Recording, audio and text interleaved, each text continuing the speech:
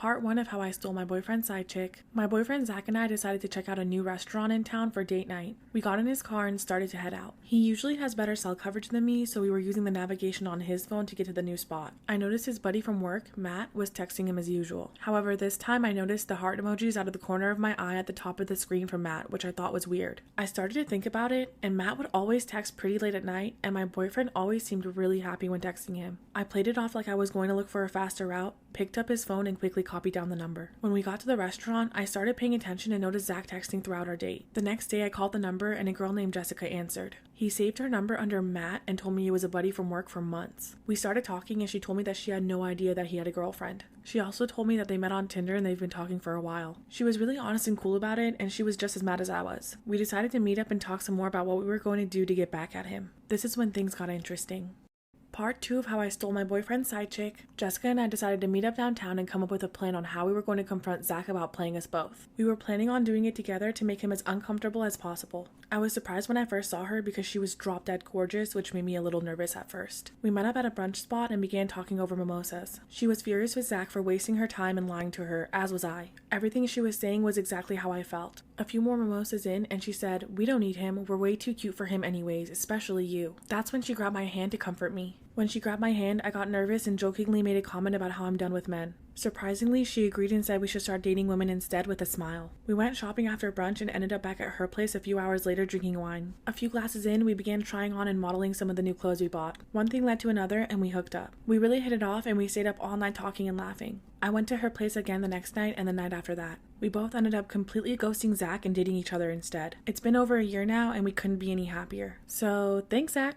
Story time about how my stalker defended me in a fight at a hot dog shop. A few years ago, when I was 19, I got a job at a hot dog shop. It had a phallic pun for a name in a somewhat shady area, and the shop was pretty well known and had some fantastically dark local lore. Rumors that the hot dogs were made out of horse meat, or that we had been closed down by the health inspector and reopened illegally, circulated. None of it was true, but people kept coming back for our delicious hot dogs. The community was diverse and sometimes dangerous, but people looked out for each other. One shift, early in the morning, I was working the register when a man comes in. He had long dark hair and thick stubble covering most of the lower half of his face. The shop was busy, he ordered and stepped aside but kept chatting with me. I was used to this. In an area with a lot of nightlife, I got comfortable with drunk ramblings and people hitting on me. I felt safe as long as I was on the other side of the counter. He was talking about how all the other men in the shop were posers and how beautiful I was. He also told me that he's a chef at a nearby restaurant, but I gave him a fake name just to be safe. I started seeing him often. It wasn't uncommon to have regulars, some even on a first name basis, but when my coworkers told me he had come in looking for me, asking for me when I wasn't there, I started to feel uneasy. Part 2 of how my stalker defended me in a fight at a hot dog shop. Every time I saw him, he seemed to be more intoxicated than the last. He'd walk in and say, "Hey beautiful," or "Hey pretty girl," so casually as though it was really my name. One night I finished my shift at 2 a.m. and I saw him on the other side of the sidewalk, watching me and waving. I tried not to think about how long he might have been there. My manager walked me to my car that night. Then one Saturday around 3 a.m. the shop was booming. There was a 40-minute wait for french fries. The tiny shop floor was crowded with people who had rolled out of any one of the nearby nightclubs, drunk and starving. A big, bulky man in his mid to late 20s started getting in my face. He had been waiting 30 minutes for the fries he ordered. I kept apologizing, but that just made him angrier. I was desperately trying to plan an escape from my position against the back wall behind the counter to the front door where I could get a bouncer's attention. There was no hope. The store was too crowded. That's when I hear a sloppy but familiar voice saying, "Leave her alone," and my stalker emerges from the crowd. He was only 5'5", but he fronts up against the massive man and they start fighting. Luckily, the commotion caught a bouncer's eye who ran in and swiftly de-escalated the situation. After that, I got a job somewhere else and moved on. Story time about how I catfished my boyfriend. I'd been dating my boyfriend Ben for around a year. We were really happy and he even moved in with me in my apartment. Everything was going great and I thought he could be the one. However, one day my friend Lacey sent me a screenshot of my boyfriend on a dating app. At first, I was hoping that maybe it was an old account. I didn't want to jump to conclusions if it was from before we started dating. The pictures that he had on the account didn't seem to be recent ones. I wanted to ask him about it and I almost did, but I had to be sure that he wasn't trying to play me. I called my friend Lacey and told her to super like him on the app. She's really pretty and they've never met, so I knew that he would match with her if he was still active on the app. After a few days, nothing happened. He hadn't matched or messaged her. I was so relieved that I even bought him a new jersey I knew he'd been wanting. I felt dumb even questioning his loyalty until I got an update from Lacey a few days later. He had matched with her on the dating app and messaged her. I was so mad I was seeing red. I was so close to going into the next room and going off on him, but I decided that I wanted to get back at him in a different way. I called Lacey and explained to her that I wanted to set him up and asked for her login information on the app, which she gave me. This is when things got interesting. Part 2 of how I catfished my boyfriend. I downloaded the dating app, logged into Lacey's account, and began messaging Ben pretending to be her. I asked him if he was single, to which he said of course. He was being super flirty and saying some of the sweet things to her that he said to me. I told him I wanted to set up a date and meet, and he immediately agreed. It was on a day that I knew he was scheduled to work. When the day came, he lied to me and told me that he was going to work and might have to stay late. I met up with Lacey and a few of my other girlfriends and we got ready to catch him in the act. I messaged him and gave him Lacey's address where we were waiting for him. He messaged back when he arrived and Lacey went to the door and let him in. He walked in and saw me and all my friends and his jaw hit the floor. If anyone's ever seen a ghost, I'd imagine they looked like him when he walked in and saw us. He was so shocked and terrified, he just stood there not knowing what to say. The look on his face of complete guilt and shame was so gratifying. My friends and I immediately started yelling at him, calling him every name in the book, while some of my friends had their phones out recording us catching him red-handed. We pushed him out of the house, yelling at him while he took the walk of shame back to his car. We spent the rest of the evening back at my place getting all of his stuff out of my apartment. Hopefully he thinks twice about cheating on any girl again. This is how I met my soulmate without ever actually speaking to him. I work at a small family-owned ice cream shop. This really cute guy would come in every Friday around 5. I never actually took his order as I was the one making the cones and sundaes behind the counter. He would always tell my coworker taking the orders, "I want whatever she's in the mood to make. Tell her to surprise me." And he would point me out. My coworker would deliver the message and he would look at me and smile. Each Friday when he came in, he would say, "I'll have my regular order, whatever she wants to make." I made him something different every week. I try to be creative and give him something new and fun every time. I would try really hard not to look over at his booth, but I would always catch myself staring. He started leaving me little flirty messages on his receipt with a small cash tip at his table. I started to write back on his orders with caramel or chocolate sauce on his plate the best I could. However, it wasn't very legible or practical, so I started giving him flirty little sticky notes with his order. It made my Fridays really fun and something to look forward to. I was waiting for him to ask me for my number or to ask me out on a date so we could actually talk to each other. This went on for weeks until he finally made the cutest move ever.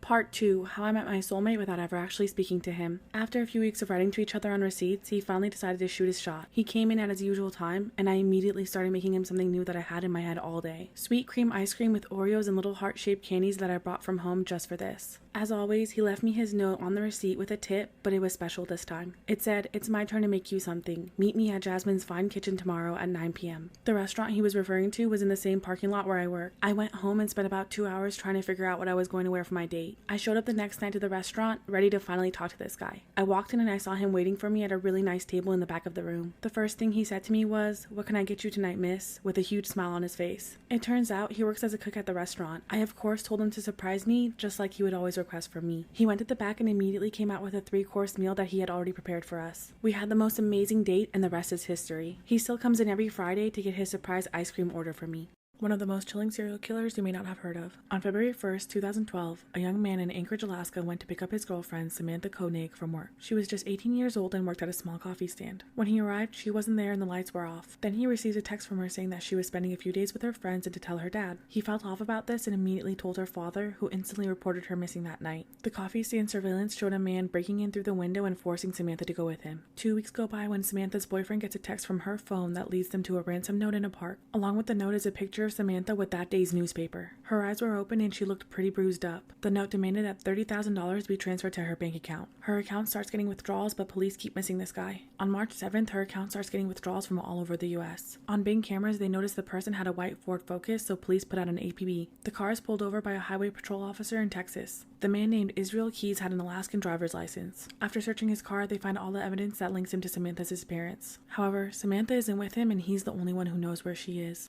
Part 2, one of the most chilling serial killers you may not have heard of. Israel Keys tells police that he pulled a gun on Samantha and tied her hands with zip ties. He lied to her, telling her that she was going to be okay and he just wanted ransom money. She believed him and gave him access to her cell phone and banking information. Once he had everything he needed, he sexually assaulted her and killed her in his shed, all while his girlfriend and daughter were in the house nearby. After killing her, he went and packed for a cruise with his family. During those 2 weeks, Samantha's body stayed frozen in his shed. When he returned, he had sewn her eyes open and took a picture of the ransom note, making it look like she was still alive. Due to freezing temperatures, she hadn't shown any signs of decomposition. He dismembered and disposed of her body in a lake north of Anchorage. Israel confessed that he's hunted and killed since 1997. All of his victims were missing persons who had never been connected to him. He planted kill bags full of weapons and money across the US and picked his victims at random. He sexually assaulted all of his victims and had no regard for age, race, or gender, which is what made him so terrifying. Anyone could be his victim at any time. During his interviews, he dropped hints about his killings which led the FBI to believe that he was one of the most notorious serial killers to exist. Unfortunately, all hopes of answers were lost because on December 2nd, 2012, Israel took his own life in his prison cell. Story time about the girl who found out that I was hooking up with her boyfriend for 3 months straight. So a little background information. I was in high school, and there was this boy that I really liked. And I had a crush on him since I was in like 7th grade. And the only time he would talk to me is whenever he wanted me to send him nudes. Well, in high school, he got a girlfriend. But while he was dating her, he would still ask me for nudes. And of course, I would still send them. Well, the summer before my junior year, I got a job at this restaurant. Well, almost every single day, the guy that I liked would bring his girlfriend in. Because guess what? His dad owned the restaurant. We're gonna call this boy Alex. Well, the one night I was supposed to close with this girl, but she ended up having to leave because of a family thing. So Alex came in to help me close. And while we were there, we were talking. And this was like the longest that we ever talked. Well, he said, do you want to come over to my house after we're done? So a bitch said yes. And we did the nasty and he took me home in the morning. Well, then he started coming in often to help me close. Well, 3 months later, as I'm closing, his girlfriend and her friends walk in like for part 2. Part 2 about the girl who found out that I was hooking up with her boyfriend for 3 months straight. So like I said, the one night nobody could come in to help me close. And while I'm wiping off the counter, the girl and 3 of her friends walk in. I thought that she might have just forgot something because she was here earlier with her boyfriend, aka the guy that I was hooking up with. So I was super nice. I was like, hey, like, what do you need? And literally, as soon as I finish my sentence, one of her friends comes up behind me and grabs me by my ponytail. And then his girlfriend, we're gonna call her Allie, she comes up and punches me straight in the middle of the mouth. Like literally right in the middle of the mouth. I had to go to the dentist the next day because 2 of my teeth were missing. So then she goes and sits down at a table while she takes a video of 3 of her best friends beating the shit out of me. So then I'm sitting there, I could barely move. And then she plugs in one of those things that like guys shave their head with. And as soon as she figured out how to work the damn thing, it literally took her 10 minutes. My mom walks in because she had been waiting outside for 25 minutes at this point. So my mom called the cops and I pretty much won. My head wasn't shaved. I got a new set of teeth the next day and her boyfriend still hits me up. Story time about how I lost my V card. PSA, the only reason why I'm doing this story time is because after I commented on a video, it was highly requested. Okay, let's get into it. By the way, I do not condone any of the things in this story time. One more thing, if you are my family, please skip past this video, if you have not already. So one night, my friends, my boyfriend and I decided that we were going to take LSD. And it was around 8 o'clock, and our one friend was trip-sitting us. And this was my first time doing LSD. And I always said that I was going to save myself for marriage, you know.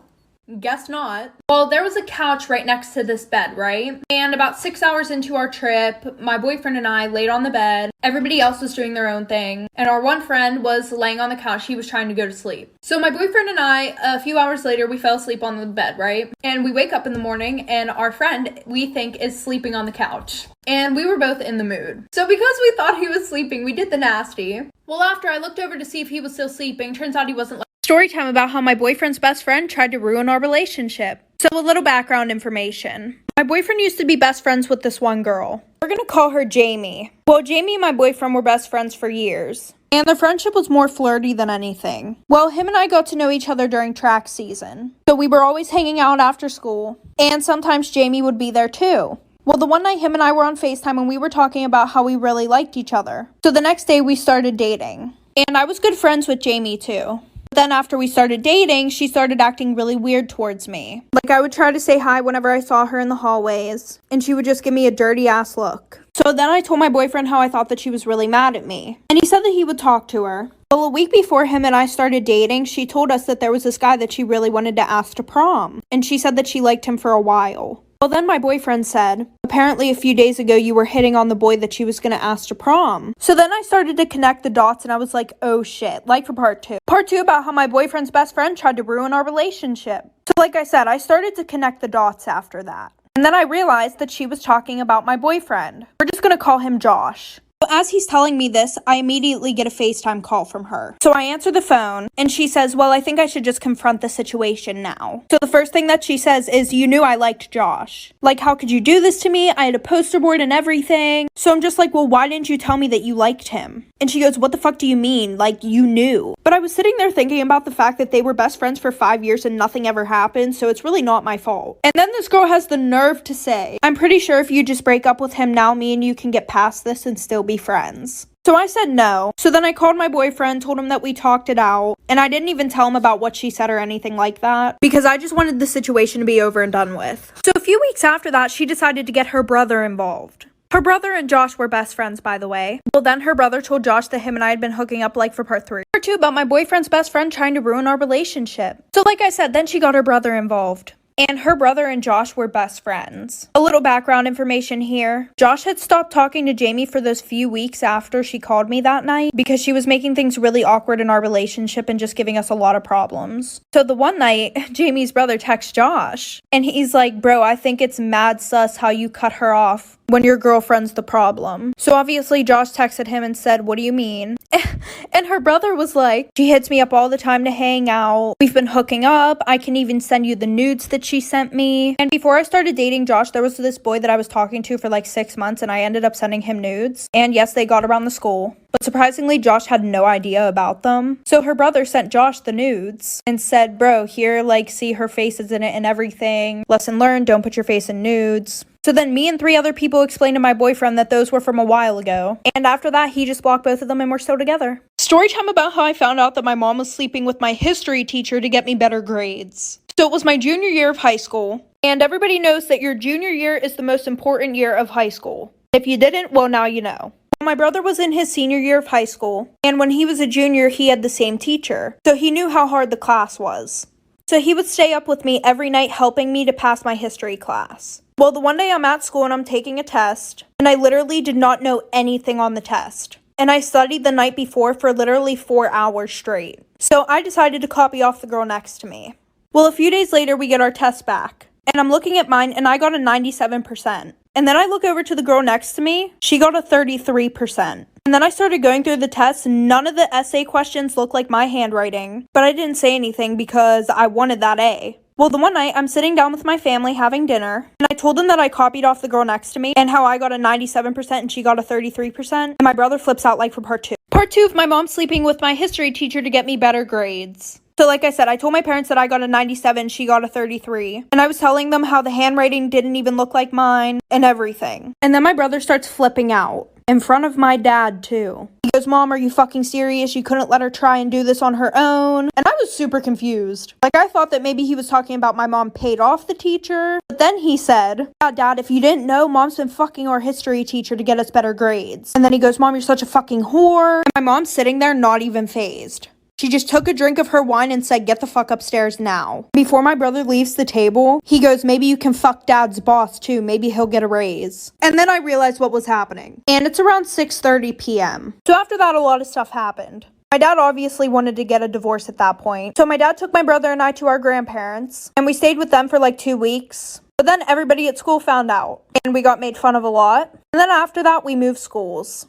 Story time about the boy who pretended to like me to get closer to my best friend. A little background information. It was the summer before my freshman year of high school, and my best friend and I got bored of hanging out with the same people, so we got a membership to a new pool. And this one was closer to one of our rival schools, so a lot of people that we didn't know went there. Well, the one day while we're there, we meet this group of boys. And by the way, my friend is super pretty. Like, all the guys immediately gravitate towards her, and I'm kind of like the duff, aka designated ugly fat friend. Anyways, while she's over there talking to all the boys, I'm sitting down at one of the tables. And one of the boys from the group comes over to me and starts talking to me. And he was being super sweet. And then he's like, oh, I don't know why all of them are over there talking to her. Like, she's not even that pretty. He was like, to be honest, you're way better looking than her. Now listen, I know I might seem like a bad friend for this, but I never had that male validation before. So that kind of made me feel good. Well, fast forward, his best friend and my best friend start dating, like for part 2. Part 2 about how this guy used me to get with my best friend. Like I said, they started dating. The boy that I was talking to at the pool, we're gonna call him Luke. Well, Luke's best friend was dating my best friend. Fast forward 2 months, Luke's saying how he wants to date me and stuff like that, but it's not the right time. And every time that I would ask Luke to hang out, he would only hang out if my best friend was there. Red motherfucking flag alert, bitch. Anyways, I didn't see that red flag. So Luke and his best friend go to this party. And apparently I was told that there was this girl there that was really hot. And Luke was saying to his best friend, oh, you should hook up with her. She's totally into you. Your girlfriend won't find out because she doesn't even know any of the people at this party. So he hooks up with the girl there. Then Luke calls me and says, OMG, like he cheated on your best friend. So I immediately call my best friend to tell her. And because she likes to talk to Luke about all her problems, she calls him. So he goes over there to comfort her. I didn't hear anything from them till a week after. My best friend posted him on her story and goes, my new boo.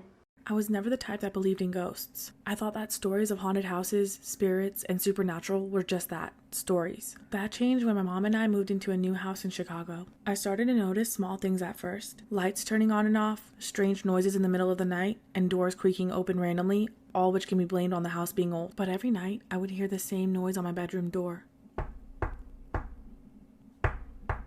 followed by the door slowly creaking open. The first few times, I blamed the old door and the aged hinges, but it kept happening and the knocks kept getting louder and louder. One night, I decided to move my small nightstand in front of the door on the inside of the room, so it couldn't be pushed open easily. Whatever was knocking on my door didn't like this. The taps that night turned into violent bangs. I screamed for my mom to come, and she came rushing into the room, knocking over my nightstand in front of the door. When I told her what was going on, I thought she'd call me crazy, but she just stared at me silently with a shocked look on her face. That's when she told me that she's been hearing the same noises coming from my door, but she didn't want to scare me. What happened next still freaks me out to this day. Part 2 of how I moved into a haunted house. I slept in my mom's room the next few nights, and we could hear the knocking on my bedroom door from her room, followed by the door slowly creaking open. The next night, we decided to leave the door open, and that night we heard nothing. No knocking. Every time we left it shut, the knocking would happen, followed by the door slowly creaking open. We did some research online and discovered that 2 people took their own life in this house over 15 years ago. We asked around and found out the whole story from one of our neighbors. It turns out the boy who used to live in my room was bullied every day at school, and his mother was worried about him. She was always knocking on his door, asking him to keep the door open and make sure he was okay, especially at night before bed. One night, she knocked on his door to say goodnight, and he wouldn't answer back. She pushed the door open and found him dead. Our current neighbor came over after hearing the news to comfort the mom, and that's when he found out all the details of the incident. It ended up being too much for the mom to handle, and weeks later, she took her own life in the house as well. I've since moved out of the room, and we keep it empty. We never close the door so the mom can check on her son without worry. Story time about how I catfished all the popular boys in my grade and they found out about it. So a little background information. I was at a new school. I just started there probably like 4 months before this happened. And I was best friends with this one girl. We're going to call her Kate. And Kate had a crush on this guy. We're going to call him Alex. And he liked her back, but she wanted to see if he was loyal. Well, at least that's what it was supposed to be at first. But then he started to actually fall in love with this bitch. So then I started feeling bad and I told my friend that I just wanted to end it right there. And she was like, no, let's keep going. This is so funny. Mind you, this was the boy that she liked. So at that point, I was like, whatever. And then he asked to meet up at the mall. So then we took him on a whole goose chase around the whole mall. Like, we were like, oh, we're in this store. Never mind, we're in this one. And the only reason why we got away with it was because he thought he saw us in the one store. So then we broke up with him and we started talking to all the other popular boys. And on this fake account, we said that we went to a different school. Well, one of the kids at that school said that he never saw us there, like for part 2. Part 2 about how I catfished all the popular boys in my school and they found out about it. So like I said, the one kid said, oh, I never saw you at my school. So then I just blocked him and thankfully that situation got left alone. Well, then after that, like I said, we started talking to all the other popular boys. We're gonna call this catfish Ashley. Well, at that point, everybody knew who Ashley was. Like, I would literally be sitting in class and all the girls would be talking about how much they hate Ashley, how Ashley's such a hoe. Like, all the girls despised her. Sorry, her. And they kind of had a reason to, because we broke up so many relationships and everything. Well, the one night I'm having a sleepover with my friends. Well, Kate asked if she could come to the sleepover as if it wasn't obvious that she could come. Just a quick reminder, Kate was the one who I started the account with. So I was joking around with her and I was like, no, you can't come. So I wake up the next morning, right? And all the popular boys are blowing up my phone on my actual accounts, like for part 3. Part 3 about how I catfished all the popular boys in my school and they found out. So like I said, I wake up the next morning and thankfully it was a Sunday. And like I said, I woke up to text messages from all of Alex's friend group. And all these text messages were like, are you the one running the Ashley account? We saw screenshots of all the messages between you and Kate. So I texted Kate and I was like, what the fuck is going on? Like, how does everybody know? And she made some bullshit ass excuse saying that her brother took her phone and took pictures of all the conversations and sent them to everybody. Which obviously I knew that wasn't true. But after that I went into a whole depression because everybody just kept coming at me for this fake account. Whatever, it was literally me and her who created it. She was the one who wanted to make it to fucking catfish this guy that she liked. So I wasn't going to school for a few days and my guidance counselor literally had to come to my house. Pretty much drag me out of the fucking house and bring me to school. So I sat in the guidance counselor's office all day and then I had to move schools.